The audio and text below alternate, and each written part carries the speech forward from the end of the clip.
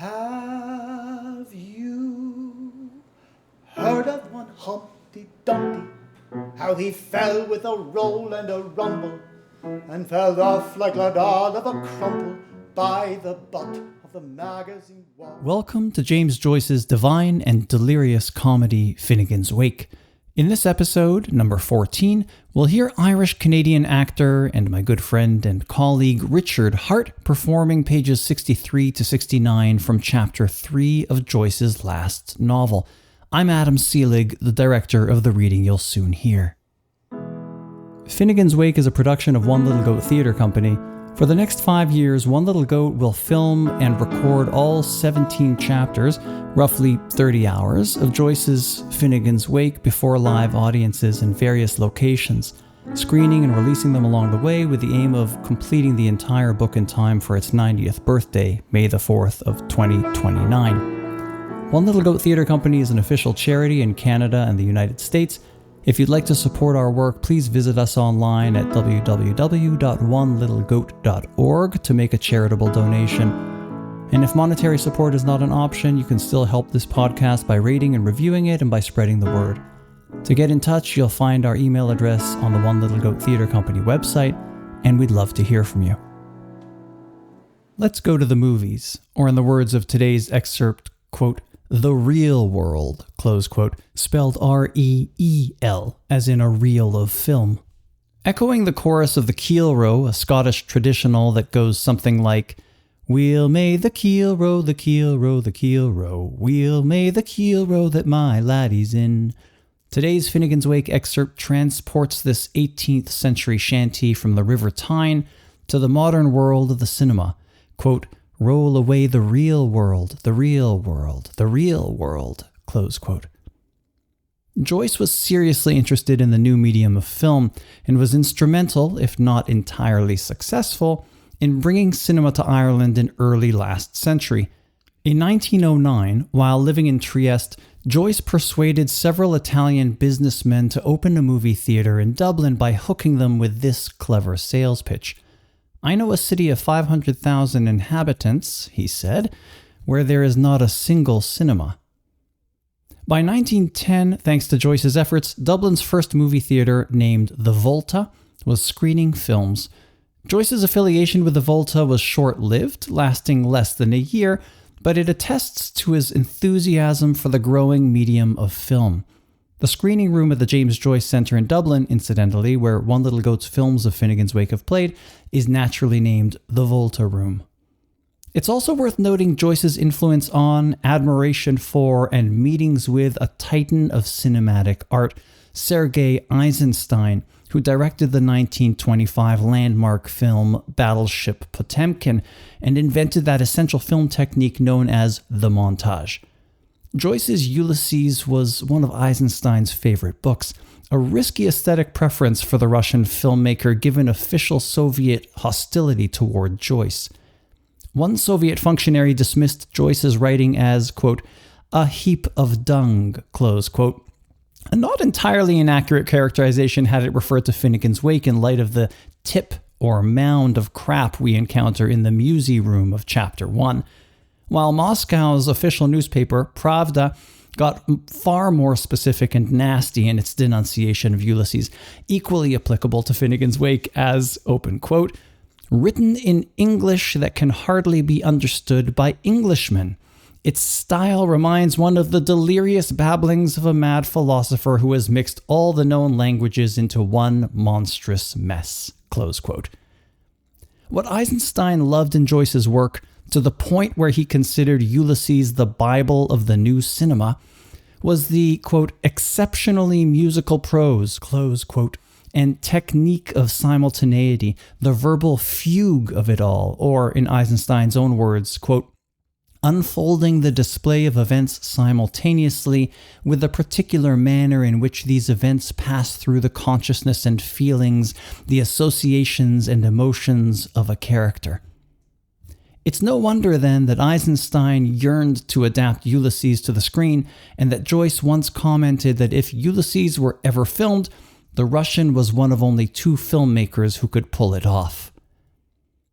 Like all art, film can be an escape not merely from, but into reality. The REEL, real world, is in itself an REAL, real world. If the short reel we're about to watch, so to speak, in today's excerpt had a title, it would be A Strawberry Frolic. And like so much in the wake, that frolic in question is sexual in nature. Before the reel begins, we're exhorted to chercher la femme. Here it's cherchons la flamme, the French expression that literally means look for the woman, and figuratively means that at the heart of the story there's a woman to blame for a man's misdeeds and downfall. Look, in other words, for the femme fatale. Is this suggesting Eve and her apple and her man Adam, who took the bait, corresponding respectively to our protagonists Anne Olivia and Earwicker? As the film reel loads onto the projector, we hear the sound of a French woman, or femme, not once, but twice. Femme, femme, femme, femme. So there are two women involved? This is starting to sound scandalous, and where there's scandal, H.C. Earwicker can't be far away. That's because the film we're about to watch is an entertaining adaptation of Earwicker's alleged sin involving two girls in Phoenix Park. We don't have to go as far back as the original sin of Adam/Earwicker in the Garden of Eden/Phoenix Park to follow this scandal.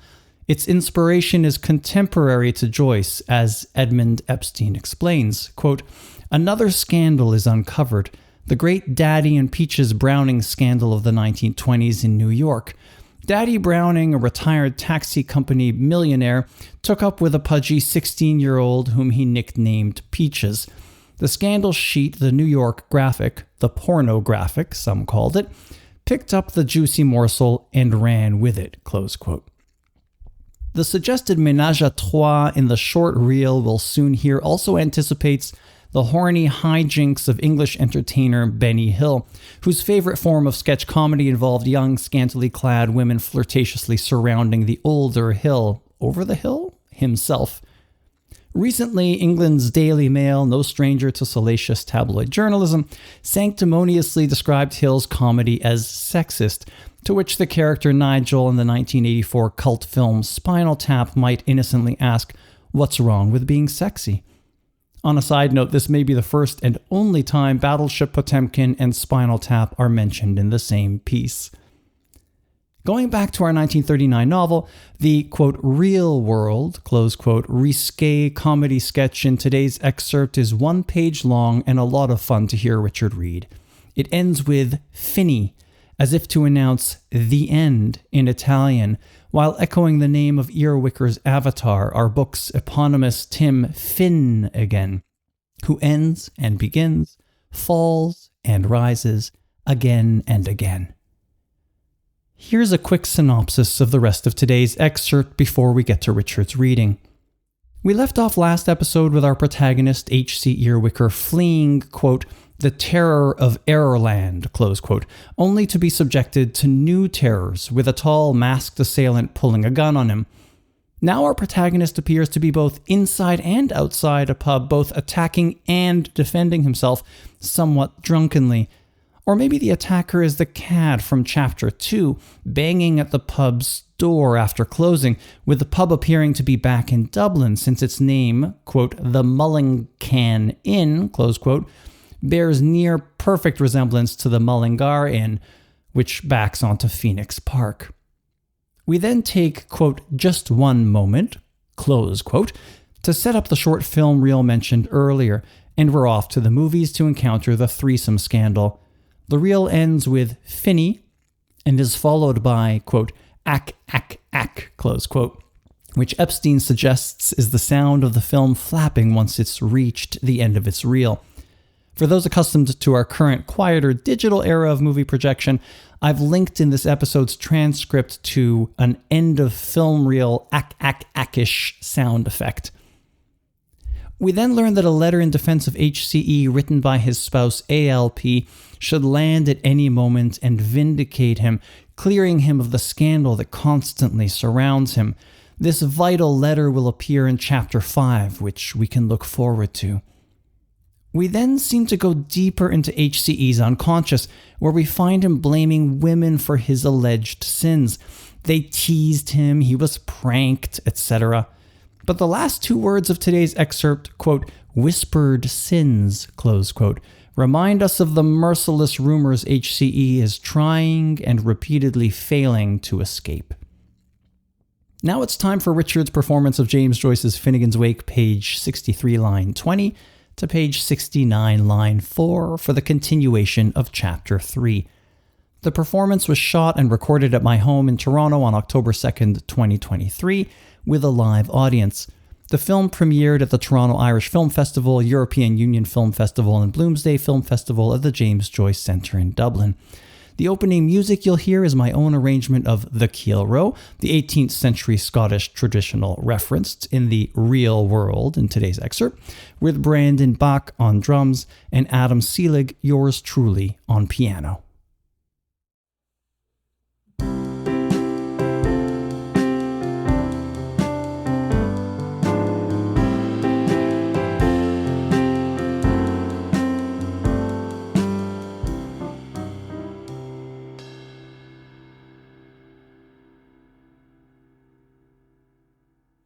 Fifthly, how Paris soliloquizingly true-toned on his first time of hearing the wretched statement that muttering Irish he'd had gloriously a lot too much hangast, or else you find the drink in the house of blazes, the parrot in hell, the orange tree, the glib, the sun, the holy lamb, and laps not least. In Ramathan's ship hotel since the morning moment he could distinguish a white thread from a black till the engine of the laws closed under Murray, and was only falling filled the fluted up against the Gatestone Pier, which, with the cow's bonnet atop of it, he fast up for a cattle pillar with purest piece of blessed intentions. Yet how lamely hobbles the hoy of his then pseudo-Joe Cock's explanation. Now, according to his own story, he was a process server and was merely trying to open Zosamos a bottle of stout by martially hammering his mangum bunum, the court of the club, the sword, the savage, against the bloody gate, for the boots about the swan Marty's behind, who hastily into his shoes with none his bell barrett tintiac, and came down with hump, step, and jumping to the tilt yard from the waist asleep with his only overcloser choker, attracted by the noise of guns trying to land his cartager on the regular rock to Dublin, said, "War prize safe in bed," as he dreamed that in Wales was in Mormon house, when woken by a fourth loud snore out of his land to be yellow, where X-rays maws were grazing in the moonlight, my hearing hammering on the pandywax scale emanating from the blind pig, and anything like it. No, all this three of them on a cannon he never. His battering babble aloud the doors and signposts, he always said, was not in the very remotest like the bellsy babble of a bottle of booze, which would not rouse him out of a slumber deep, but reminded him loads more of the martial arts he mars as foreign music camps instruments, or the overthrow to the last days of Popery, if anything. Not after this most meaningless nocturne, the young wren came down desperate. The hippopotamus started clawing all over the plains as mud as she could be, ruinating all the butcher's shorts and the backers' whisking tugs, so that be the chandelier of the Regina Jaily. They were all night wasking the waters off, the weltering waters off. White. Just one moment. A pension time of the ideal musketeers. Alphonse, Borkus and Cardamus, leave Australia for the astrologeries and for the love of the sciences and the honours of Kevin's Pike, pullywhack back to Pam and Tull, and roll away the real world, the real world, the real world. Call all your smoke blushes Snow White and Rose Red, and you will have the real cream. Now for a strawberry frolic. Filons, filouche, cherchons la flamme. Fam, fam, fam, fam. Come on, our dirty bad with that large, big, knobbly head. And that Blanco Borbeck Fiscal Express Jan Machinsky Scarpalopolis Duzanaski or other. Your match your mutton legs get muscle bound from being too pulled. Now a beardy weighed stone 1,001 when Hazel was a hen. Now her fat's falling fast.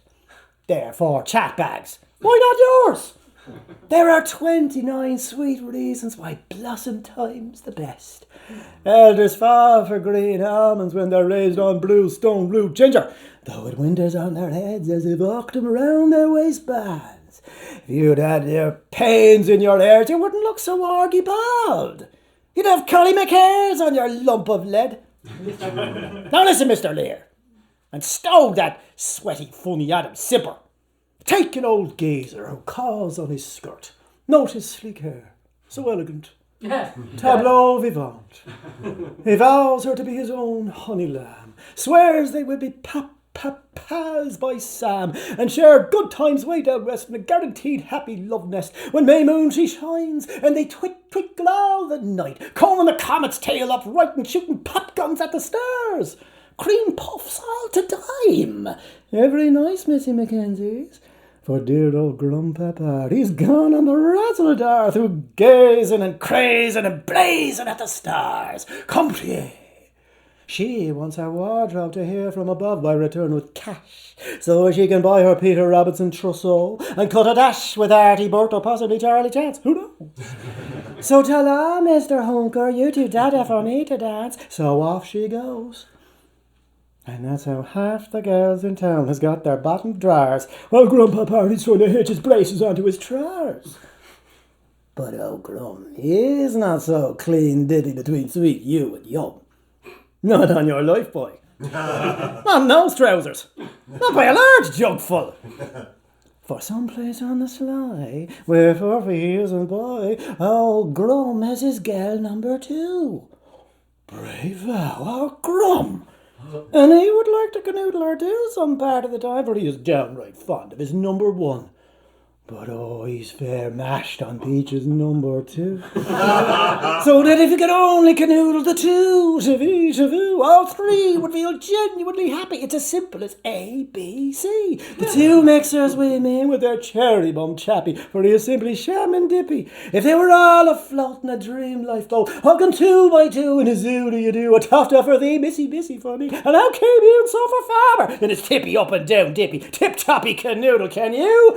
Finny.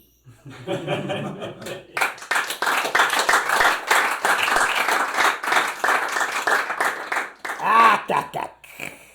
With which claptrap and sodman, 3 to a love. Our mutual friends, the fender and the bottle at the gate, seem to be implicitly in the same boat, so the thinking. Bearing also several of the earmarks of design. For there is in fact no use in putting a tooth in a snipery of that sort. The amount of all those sorts of things which has gone on once a day and twice a day out every other knack to stack among all kinds of promiscuous individuals at all ages in private homes and rebu's public kiss and all over all and elsewhere throughout secular sequence the country over and over abroad has been particularly stupendous. To be continued. Federal United Transport Unions for exultation of triumphant ecstasy. But resuming inquiries.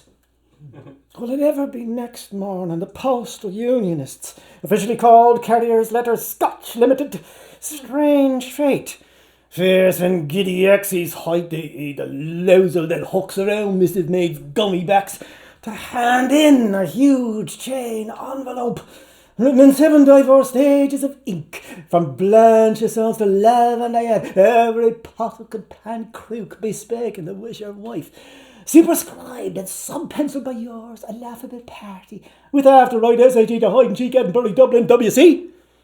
Well, whatever be written in Lappish language, Inverse, Magyar, always seems imposed, black, looking white garden black, in that Siamex to attack used Twist, Storm, Swift and Jolly Roger. Will it bright upon us nightle, and we plunging to our plight? Well, it might now, Marceau. So it light. Always and ever till Cox's wife, twice Mrs. Hahn, pokes a beak into the matter without a day after. See, what was mother after? Well, this kid of his pouch filled with litter's fragments lurked dormant in the punch of that out brother of a arm, a pillar box. The coffin. Oh, triumph of the illusionist's art. At first Blanche naturally taken for a hand harp, and his hand warped the Troy stink which you bay from Djibouti, or either from Djibouti, when all her 3 have just been indeed. had been removed from the hardware premises of Ertzman and Nephew, a noted house of the Gonmost West, which in the natural course of all things continues to supply funeral requisites of every needed description. Why needed, though? Indeed, needed. And you feel like a Rattenfeld if you hadn't the Oscar. Because the flash brides, or bride and their lily boleros win games with the newbie nibbies, finery ball, and your upright grooms that always come right up with you. And by jingo, when they do. What else in this mortal world, now ours, when meet their night, mid their nacht, me their naked, may their naughty hour strikes, would bring them right back in the flesh, thumbs down to their arses and their hashes. To proceed, we might leave that nitrients of oxygen to take it free of the air and just unelectrise that very chimerical combination, the gas bag where the water works. Try to pour some more hydrogen up the almost fair. And the bottled helio case continue. Long laddie tub kids especially, sporting a fine breast of medals, and a conscientious scripture reader to boot in the brick and tin church round the corner, swore like an Orpheus tailor on the stand before the proper functionary. He was up against a right queer snort of a man in the Butcher of the Blues, who we continued. And last evening, after delivering some carcasses, mat and chips and meat cukes on behalf of Messrs. Otto Sands and Eastman Limerick victuallers, went in, with his unmitigated astonishment, he kicked at the Dun and Doris against all the runes, and when challenged about the pretended it was kick up and down with him.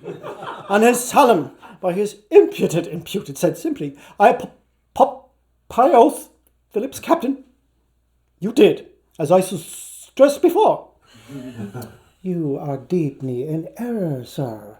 Madam Tomkins, let me then tell you, replied with a gentlewomanly salam, McPartlin, the Meatman's family, and the oldest in the world except Nick, name.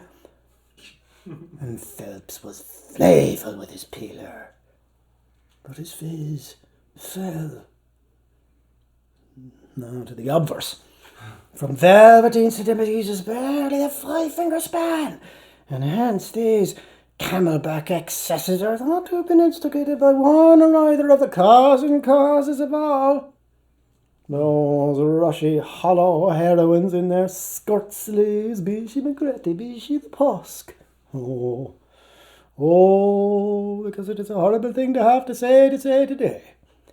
But one Delilah, Peter Lorette, shortly after in a fit of the unexpectednesses, drank carbolic with all her dear placid life before her, and paled off, while the other soiled dove, that's her sister-in-law, Lupercilla Touche, finding one day while dodging chores that she stripped easily for binocular man and that her jams were just trying to see each other, the naughty girlie soon found her fruitful hat too small for her, and rapidly taking time, she rapidly took to necking, partying, selling her spare favours in the haymow or in lumber closets or in the green on ad hoc.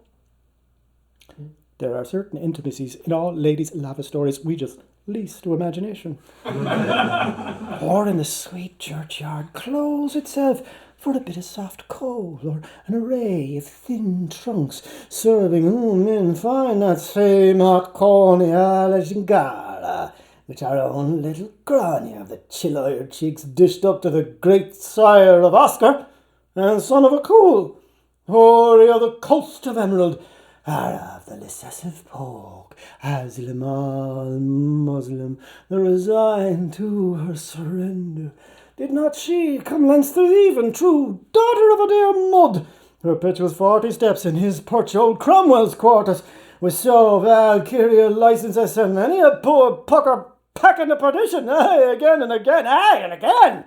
'Tis Fredarium, 'tis fine away, 'tis fine away, hey, 'tis fine to topple, stop, dog of a yah, and allows me. And did not he, like Arco 40, far off Bessavolo, misbrand her behaviours with iridescent you cry of downright mean, false, sop, lap, sick, dope, devil's dreck. Reign of the she being queen of pranks, a kingly man, royal mien, regally robed, exalted be his glory. So gave, so take. Now not now, just a minute. Except for trumpet. Thought he wanted. What? Here, living of the land, hungry dinner, hark! Here, eyes ravenous on her lippling lips, year of war day gone by. Years, say, but by the beard of his prophet he cannot answer. Up to potty to rise and shine. None shall ne steal from Phoenicia, or little leisure to obilize on the spout. Neither pub or clock, neither folkestone, nor sunkenness in Thomas Wood to bewray, howe'er press gangs, store of the rude. A mouth that tells not will ever attract the unthinking tongue, and so long as the obscene draws theirs which hear not, so long till all earth's damnation shall the blind lead the deaf. That you tawny yeeklings. A column of lumps lends a pattern of leaves behind us. If violence to life, limbs and chattels, often as not has been the expression, direct or through an aged male, of womanhood offended, has not levy of blackmail from the time the fairies were in it. And fain for wild earth blossoms followed an impressive private reputation for whispered sins. That was Richard Harte reading pages 63 to 69 of Chapter 3 from Finnegans Wake, recorded live in Toronto on October 2nd, 2023. Join us for episode 15 in a fortnight when Richard concludes his reading of Chapter 3. To be sure you don't miss the episode, why not follow or subscribe to this podcast? For more on One Little Goat's Finnegans Wake project, including transcripts of this podcast and the complete film of Chapter 1, visit our website at onelittlegoat.org. And to hear about upcoming performances and screenings, join our mailing list also on our website. One Little Goat Theatre Company is a non-profit, artist-driven, registered charity in the US and Canada that depends on donations from individuals to make our productions, including this one, possible. If you're able, please make a tax-deductible donation through our website, www.onelittlegoat.org. See you in 2 weeks. Finnegans Wake is made possible by friends of One Little Goat Theatre Company and the Emigrant Support Programme of the Government of Ireland. Thank you for your support.